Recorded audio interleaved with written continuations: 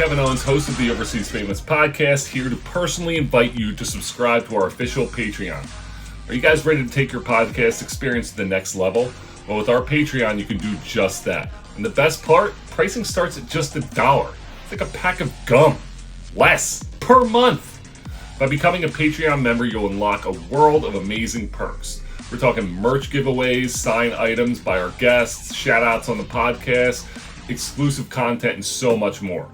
Not only will you guys get to connect with me and the Overseas Famous community on a deeper level, but you'll also gain access to behind the scenes content and early episode releases. So don't miss out on this incredible opportunity. Join our Patreon today and become part of the Overseas Famous family. Together, we will make podcast history. Thank you for your support and can't wait to see you on Patreon.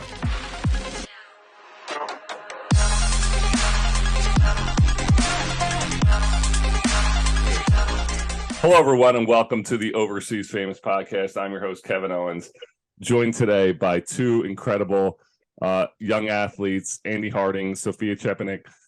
We are super excited to have you guys here to talk a little bit about your careers, not only on the floor or on the field, but also in the world of NIL, which we've been having little discussions about, but NIL has become such a huge thing that we're very excited to have both of you girls on here to talk about what is going on in your worlds and what is going on and how you are utilizing your opportunities in the NIL world. So Andie, Sofia, really excited to have you on. How are you guys doing, girls doing today? I'm pretty good. I mean, yeah. Living life, you know. Great morning. Yeah, exactly. Yes. I think morning. when we record the podcast, a lot of times people are like, when do you record? Do you record? I'm like, so there's times I'm recording at like 3 a.m. because I'll record an overseas athlete who's playing in like Thailand and stuff. And they're like, I could do 3 p.m. my time. I'm like, okay.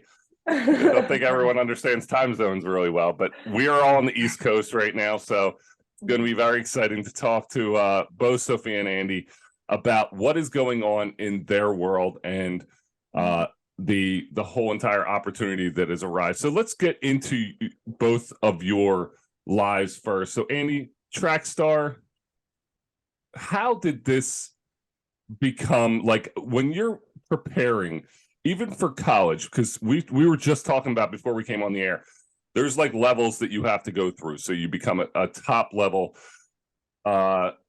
middle school athlete, and you're probably playing on elite teams, and then you go into becoming a top level high school athlete. When does that start? So Andie, we'll start with you. When does it start creeping in that not only am I good at this sport and better than the people in my town, but when does it start creeping in that, like, oh wow, I am better than 99% of the population in how with running and lacrosse? When does that start creeping in? So Andie, we can start with you. Yeah, so I had a little bit of a different story than most people. So I started running track when I was a freshman in high school.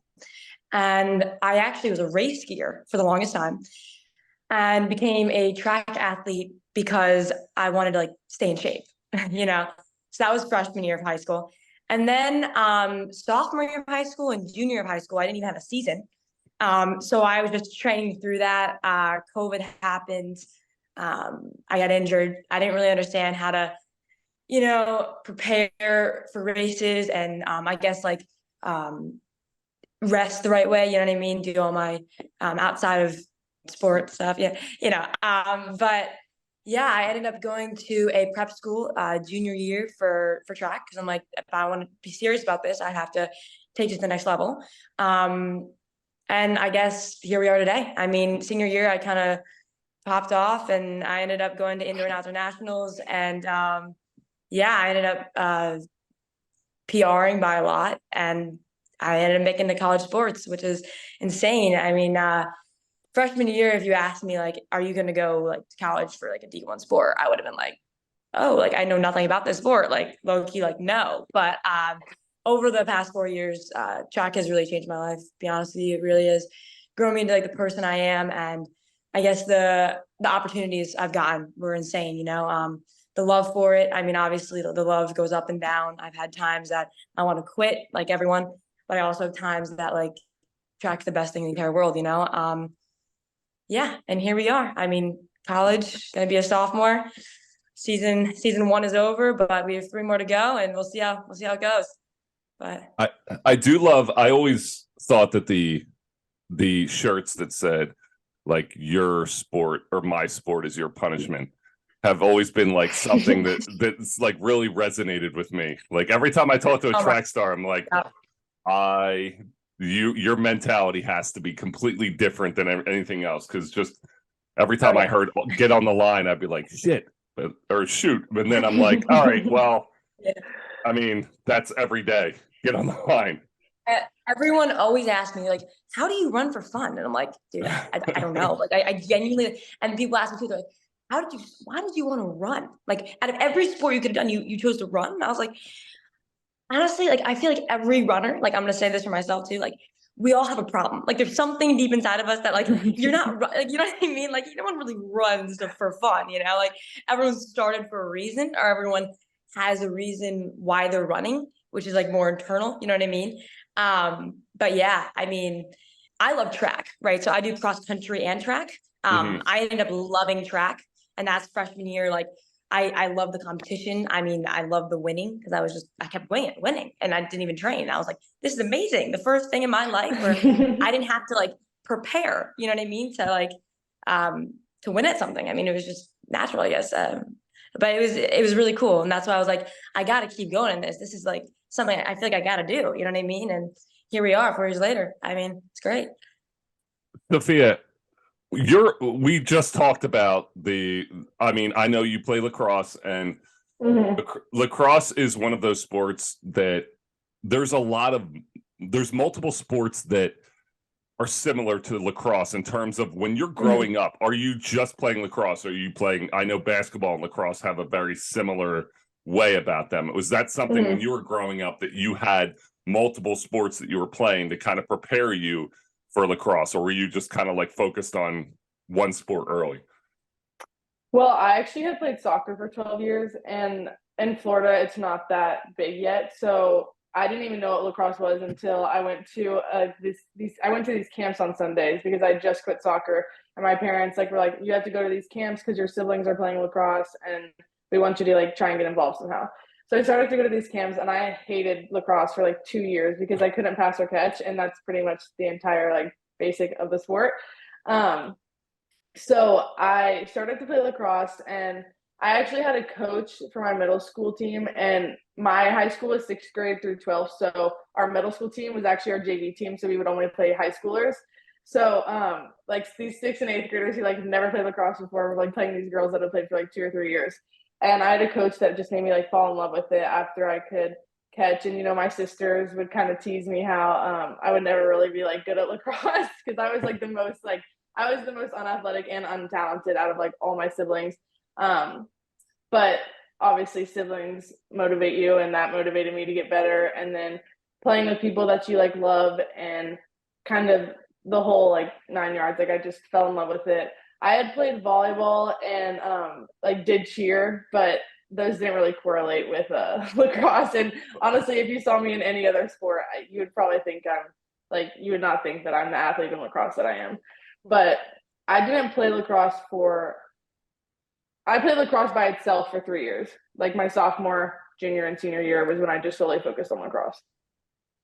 So your siblings, did they Mm-hmm. end up on your level of a collegiate athlete, or did you surpass them as you went? So my brother actually, he was a state runner up in wrestling, and he had multiple like Division One offers for wrestling, but he hated it. But it just really helped him with football. So he actually played football at Tufts. And then my oldest sister was an artist, but she's like the most competitive out of all of us. That's what my dad says. And then my other sister played lacrosse at Embry Riddle. So Okay. Wow. mhm. So you as you go into lacrosse and you're like, it does push you into be I feel like that's my story. Like my brother was really good at basketball and I sucked. And I just remember Mhm. playing against him every day and be like, this dude is so much bigger. Like he grew, my brother grew like very, just like he's Mhm. 7 feet tall, but like he grew like a weed. Like it just was there. I was Mhm. like, grew. and then stopped for like 2 years and then grew to here and then stopped for. So it was like playing against he would just kick the life out of me every day. So I get that sibling rivalry. I don't think I would have been where I was if my brother wasn't beating the stuff out of me on a daily occasion. All right. So let's get into the NIL information because we get into this whole entire, and we were talking about this before, you guys get into this collegiate situation and now you're, College of Charleston, Sofia, you're at Clemson. Tell us your story of what you're doing now. I'm transferring to USF and I went down and candidly, it wasn't at the top of my list. I was talking to some schools that were top 10 and USF is another new program. So it's kind of cool that I get to say that I've been in the inaugural classes of 2 programs now. But so I'm transferring and I just fell in love with it. I think the coaches value me as a person before they value me as an athlete. And I think to have that relationship with your coaches is super important. And then just what USF is doing in Tampa, I think they're just setting apart their athletes, and the entire athletic department is getting behind the lacrosse program. That's great. It's great to hear the expansion of sports. So when you go in, so Andie, we'll start with you. We talked a little bit about this before we went live. You go into college and you're this track star and you come in and you're like, okay, now the next step. Now NIL is coming up and coming while you're kind of like in this transition from high school to college. And all of a sudden it's like not just the collegiate things that you're worried about, but now you have these NIL deals and people are contacting you and working, with an agency to kind of get you deals. Has that become like something that almost like did it take away at all of your sport, or did it kind of like boost your relationship with your sport? Was it like, wow, this is incredible, look what I'm able to achieve and push you even harder in the sport? Or was it like, did you ever find that was like, maybe like this is a distraction, you're trying to balance being a phenomenal athlete with juggling your NIL deals? So personally, I never like faced any challenges with it. Honestly, I like gained more from it for me.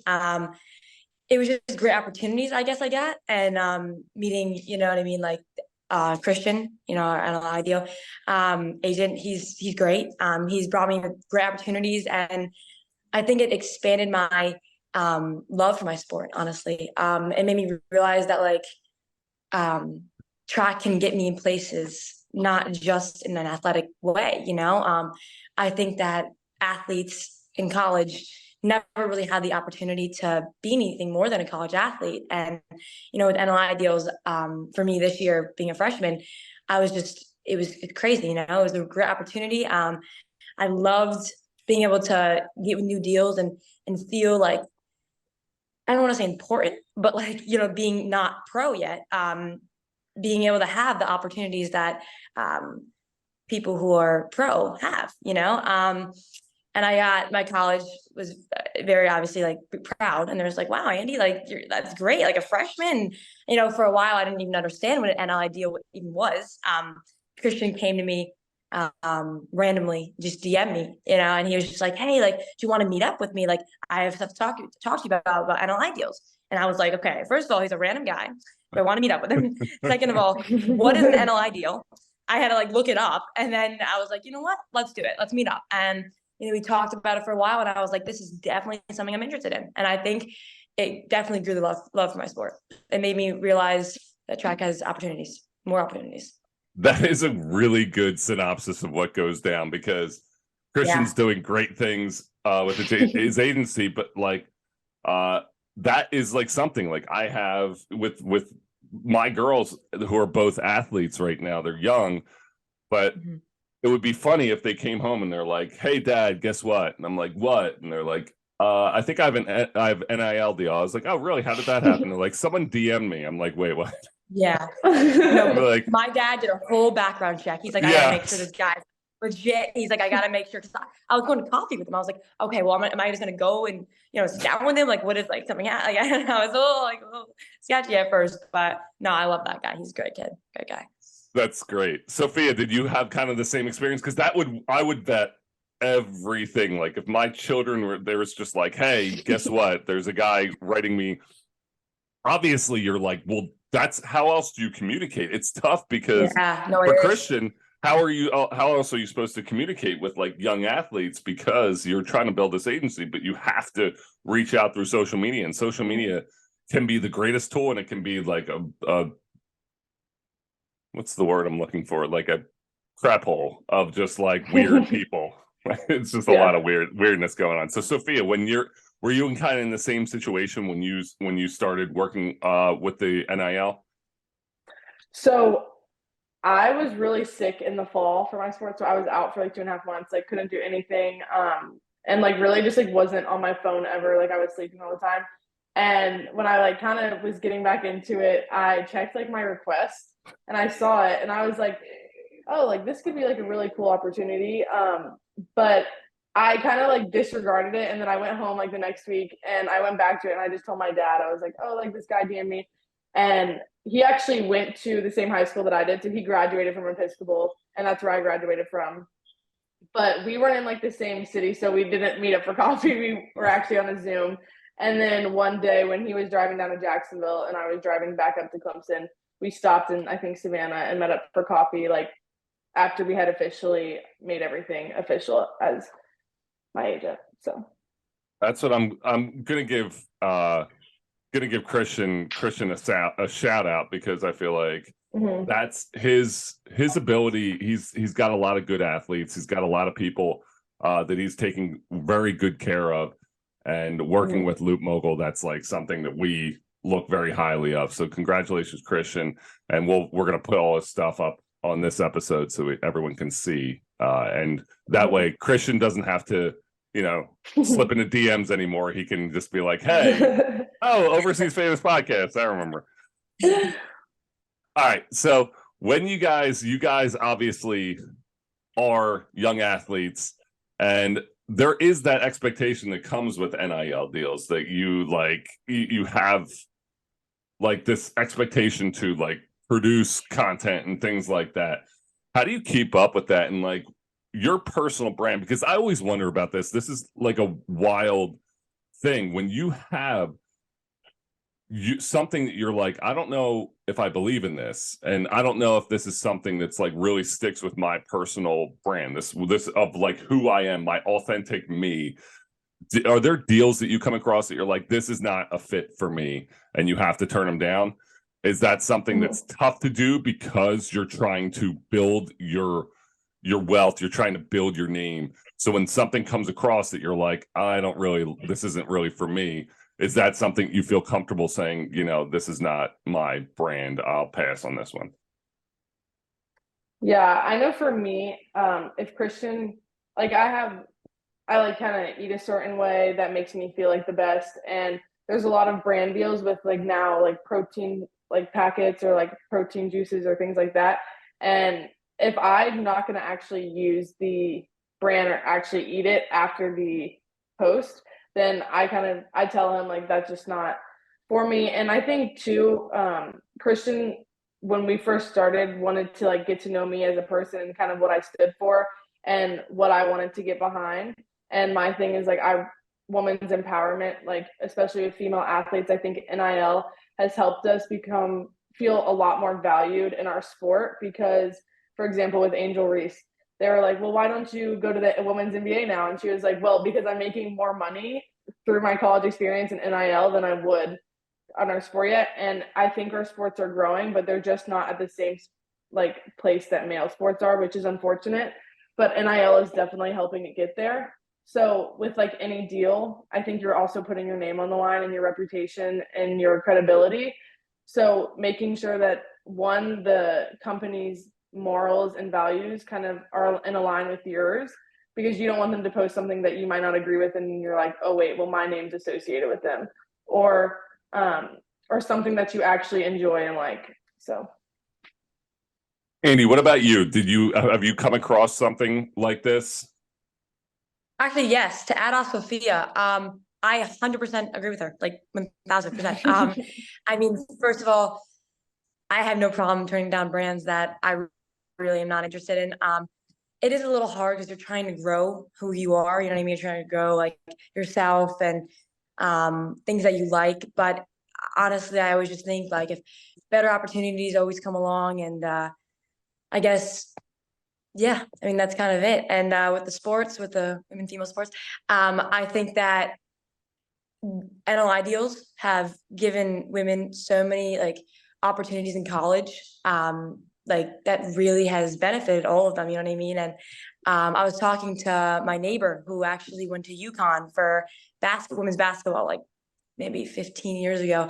And she said that if she had this opportunity when she was in college, she would be somewhere completely different. You know what I mean? And Mm-hmm. I think giving the opportunity that we have, especially being so young, we just take it, you know? And I mean, whatever happens, happens with it. But I don't think that like either of us should like go with a brand that's not like really for us, you know? But yeah. Andie, you were that's exactly that leads us right into what we're going to talk about, because you really do have this older generation like myself who's like, damn, like we missed that. What would have happened if we were able to make those connections and network like you guys are able to do right now with an NIL brand? Because you are both talking, like, I mean, Sofia, you were just talking about how you're sitting down and like trying to find, Christian is finding out background information, making sure that he's pairing you with the right people. And you guys have that ability to represent this huge brand. But when you do it, not only are you getting money for the brand, but you're making these wildly good connections with business owners and like huge corporations at such a young age when you are done college. And you talked about Angel Reese. Angel's like, why would I go to the WNBA? Like, we've had countless discussions on the show with WNBA players and things where they have to go overseas because the money's just not good enough. Angel Reese is probably making like over $1 million in NIL deals. Why would she go and like leave college? Mm-hmm. It's like college is becoming this growing, this huge presence now, and for all sports, for men's sports, but women's sports are really growing and catching up. And it's a lot of this has to do with wanting to see these young athletes compete like yourselves, but having that relationship you guys are forming with the businesses is insane, because I know how hard it is to leave a sport and then you're like, what's next? Okay, now how am I going to go about this? When you guys leave your sport, you'll be like, well, I have connections with this CEO, this CEO, this CEO. It's an incredible thing because now you guys have these really good connections that you can utilize and push yourselves towards a job that you want for future. Like she was saying, mm-hmm. You have such an advantage now on the whole entire world. Mm-hmm. And that's just incredible. Yeah. So, and I think, oh, go ahead. No, go ahead, Sophie. Well, one of the reasons why I did choose USF was because I feel like not only is USF getting behind their athletes, but I feel like Tampa is, and they're it's either 11th or 13th biggest market in the country right now. And so to have like these connections with these huge corporations, I think is just going to be really beneficial in the long run. I love Tampa. I'm just going to throw this out. I love Tampa. It's like one of my favorite awesome. places. Yeah, I'm back. I don't know. You can go ahead. I'm going to add up that too, but that's the reason why I chose college. Charles, to be honest with you, like so many opportunities around me. I mean, it's bigger than just a college, you know, like, I mean, I already made, I feel like countless, like just like connections with people like around like the area, you know what I mean? Not even just with sports, just with living there. I mean, and Christian has helped me tremendously with that. You know what I mean? He's brought me to know different people and, you know, like, put me with different, opportunities, but yeah, no, definitely why I chose CFC was because like the opportunities that are around it. Because I think that in the end of the day, college lasts for 4 years, but like after college, it's like, what do you do? Yeah. And I think long term, and I'm like, okay, like if I want to go to a school, I got to pick a school that I love my coach. That was like the number one thing for me. Like my coach was like the number one thing. So with track, it's more of like, it's not really about like how, like, it's about the training, but like it's more about how much you trust your coach, because it's all basically you running, you know what I mean? And I trust my coach 1000%. I love my coach. It was hard to trust her, but I now trust her. I know exactly. But yeah. You don't even have to say why. 100%. Every athlete was like, "Yep, 100%." No, I had so many conversations where I'm like, coach, I'll be honest with you, I really don't trust you right now. And then she's like, I'm glad you're telling me that, Andie. I'm like, yep. I'm like, I really don't know if I trust you. I'm like, this is our first year together and I want to trust you, but it's really hard. And she's like, I know, Andie, I know. But yeah, I think the connection with the coach is key. And I think that helped me like keep going with my sport and love it, you know? It makes or breaks the sport, honestly. Now, good coaches are key. And when you're choosing, it's crazy too, because talking with some of the people, you know, big time basketball player, young basketball players who are high school athletes who are now going to college, and just their conversations that I've had with some of these at like little events that I've gone to, and just being like, wow, like the recruiting, it takes on a whole entire different level when you have NIL, because it becomes like, okay, this school's offering me, you know, a scholarship, they're offering me this is the housing and stuff, which is what I always focused on when I went to college. Like, okay, what's the situation going to be like? Am I going to play? What's the coach like? But these colleges are also like, we're also going to offer you like $200,000 in NIL deal guaranteed. And you're like, wow, like it becomes like a recruiting tool. You're like, oh, and it's an incredible thing when you look at it and you're like, all right, that factors in too. Like, who's going to get me the best deals? And these are things that like no one ever thought about before. When you're recruiting, you went based on the school. Andie, you just were talking about the coach. Like, that's why you went, for your trust in your sport. And now there's like this little thing in the back, like, okay, well, how can they help me out? And it's just a wild thing for you guys to have to figure out at such a young age. So when you guys, are there any like financial management lessons that you've learned through this experience? Andie, I'll start with you. Have you learned this financial management just through all these NIL deals? I have. I mean, I've learned that how, I don't want to say easy it is to get money, but I've learned like being an athlete, if the opportunities are endless. You know what I mean? Like, I mean, the people who you literally could be sitting in a commercial for about like 2 seconds and you get, you know what I mean? Like $1,000, right? Or something, you know what I mean? Or, you know, I mean, like it's just endless. And I guess I learned like, I don't even know just how the opportunities are just infinite. I mean, I guess. I like this. Like just you do a commercial and I just like uh-huh. Where do you use this? Yeah. Little this. Little this. Sofia, how about you? Have you learned any lessons? Well, luckily my papa is an accountant, so he's actually kind of runs like all my accounts, and I've tried to, you know, kind of learn, but it's also hard. Like right now, like I'm out of town and he just made an incorporated, like my name incorporated so that the money could go there. So I think too, like financially, just like saving up and using like some of the money that you make for after college too, and like trying to learn to like set up your life now, and especially like choosing a new school, because I like had to think about what school is going to be the best to set me up like post college. And I think like with NIL, like now that's such a big thing that I can have like a bunch of money saved up for like right out of college that I get to use. So kind of like saving and being smart with like money. To add on to that, so sorry. Go ahead, Andie. Go ahead. Add on to that. I finally got something. I was kind of thinking about it a little bit, but I finally got something off Sofia. Kind of to save everything you get. Like, don't just. A lot of people have a tendency to be like, "Oh, money, spend." Like, just save it. Kind of what Sofia was saying. I mean, I know one of my really good friends who also has an ideal. Loves just spending the money as soon as she gets it. I'm like, dude, you got to save it, because in the future it's going to be worth so much more. You know what I mean? But yeah, that's the big thing I learned. And my goal, honestly, now that you say it, is to learn how to financially, I guess the question was how to financially.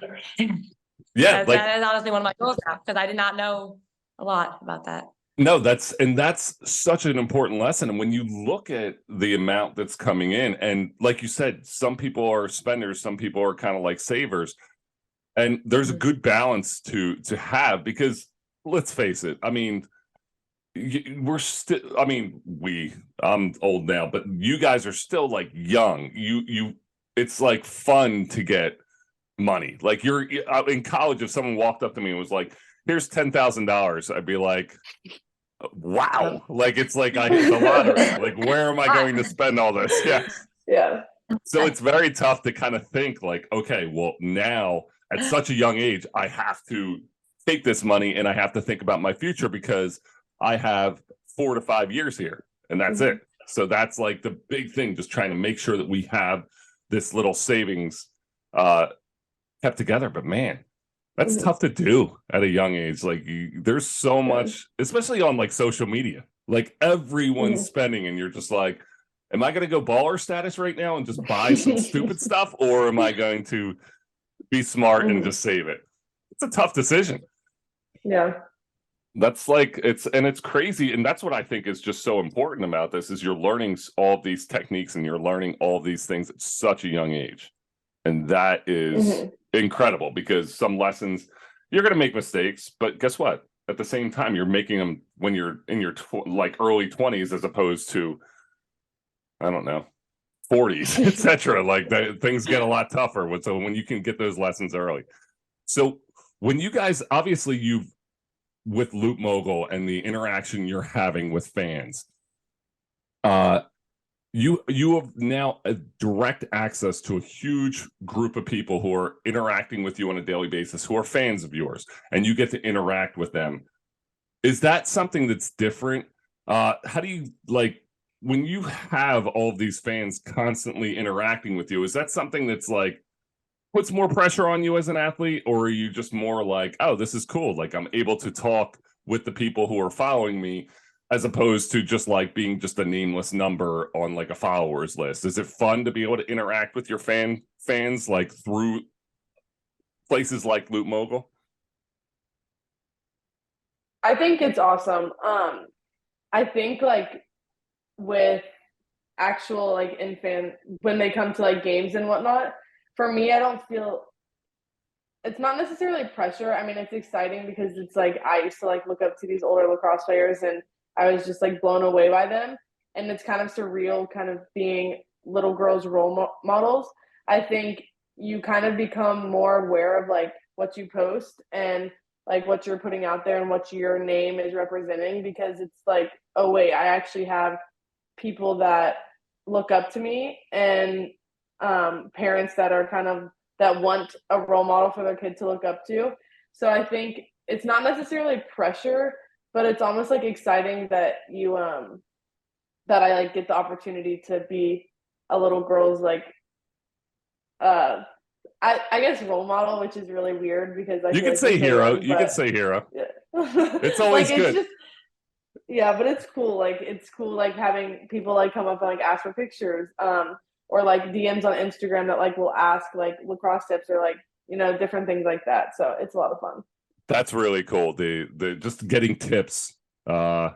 Because you it's very, and that's like another thing of young athletes, like you're realizing the hardest thing to do is like suddenly you realize that you were the one who idolized someone else, and then like a switch flips, and then suddenly people are idolizing you, and that's like wild how that like that shift happens so incredibly quickly. All of a sudden you're like, this person, I need tips from them, and all of a sudden people are writing you and being like, wait, you want tips from me? It's like a very humbling and cool experience to go through. It is. So Andie, Sofia, like we'll start with you, Andie. Have you guys found any creative ways to like leverage your NIL that sets you apart from other athletes? Like have you found ways that you're like, all right, how can I get this deal? Like what can I do to create this deal that would set you apart from another athlete?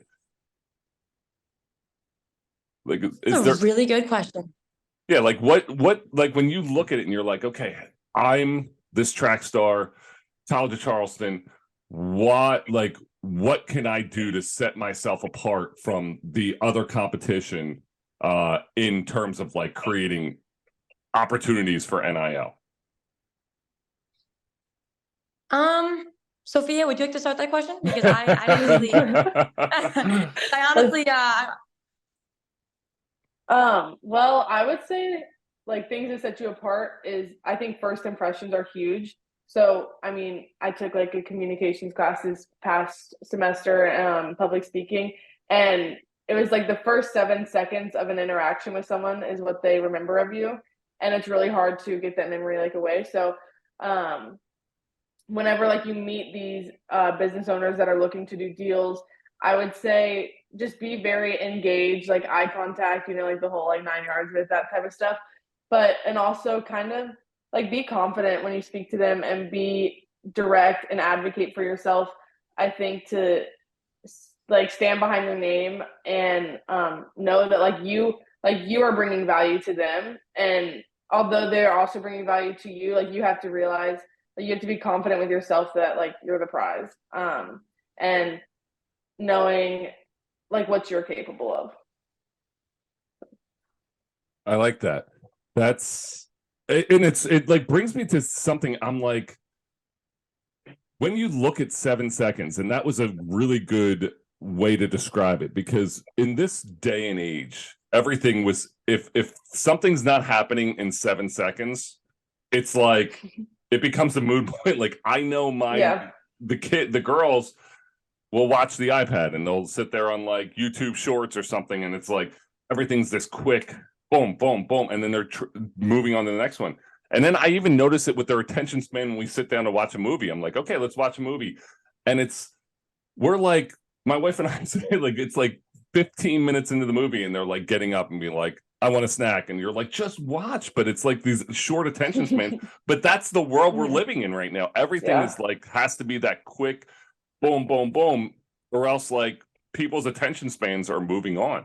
So that's a great way to describe it, because you really do have to be engaging in those quick time periods. People have to know who you are, what you do, and how good you are at it in such a short period of time. And that's like a lot of pressure for you guys, like to be like so engaging in such a short period of time.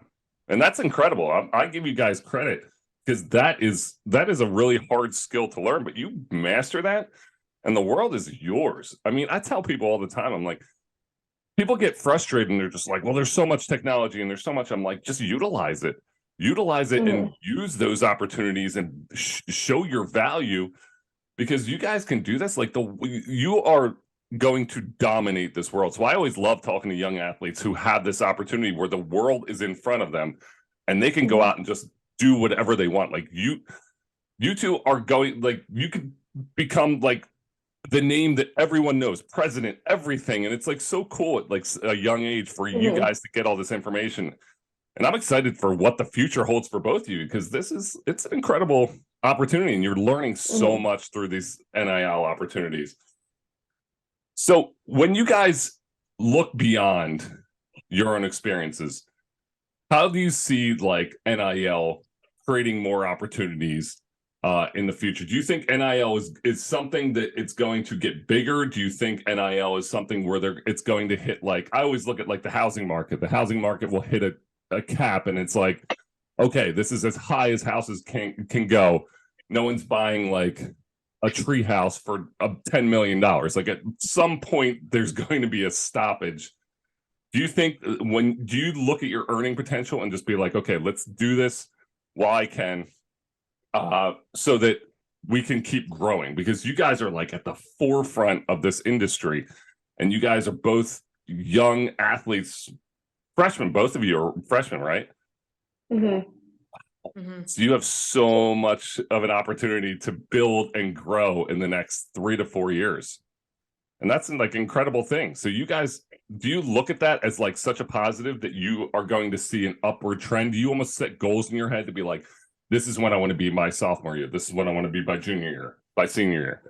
So Andie, go ahead. You can start with this. Like, what goals do you set those goals in your mind to be like, okay, not just for NIL, but for my competition? I always used to say, okay, by sophomore year, I need to be this player, all conference. By junior year, are you setting those goals as well with your NIL?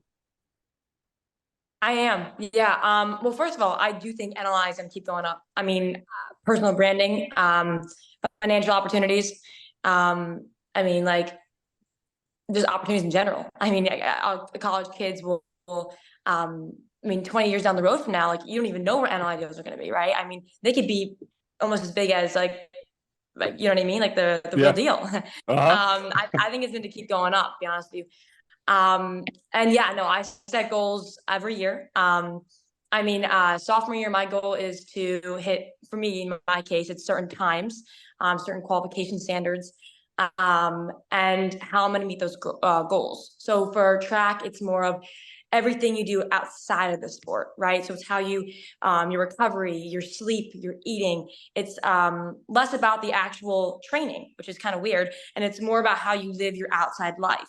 And a lot of people don't realize that. And that's why I've gotten hurt so many times, because I've never realized that until about middle of junior year. I had to like teach myself that. But yeah, no, I think every year I'm going to get stronger. I'm going to get more confident. I mean, to be honest with you, freshman year for me was really rough. Kind of like Sofia, I had mono in the beginning of my freshman year, and I had bronchitis. It just kept happening. The diseases kept coming on me. And I mean, yeah, it was definitely tough trying to like fit into my team, leaving my senior team, coming to a new one, trusting my coach. Then with the NLI deal, not really understanding it, not really trusting it 100%. Freshman year for me was very rough. And I think I ended my season pretty good, but not as well as actually my senior of high school. And I think it was because I didn't manage the stress outside of my sport. And I think that played a really big part for me. And I think every year going forward, I think I'm going to get more comfortable with the team, more comfortable with myself.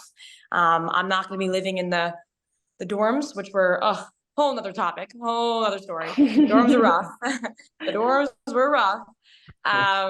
But yeah, no, I think also NLI deals are just going to keep going up. I think kids our age are going to have more opportunities and more growing opportunities to find themselves and make money. You know, I think kids, I mean, especially like kids 6th, 7th, 8th grade, they don't even understand. Like if you go to college sports, like they could be making like $500,000 a year after college, you know, like, I mean, one of my friends, he goes to UConn for hockey actually. And I was telling him, I'm like, Michael, like you literally can be making like over like probably $500,000 after college just by being in, you know what I mean? Just by being the commercials or just by doing the small NI deals. Like that never happened, you know? And like, it's cool to see how it's going to keep growing and how it's going to keep, you know, growing positively.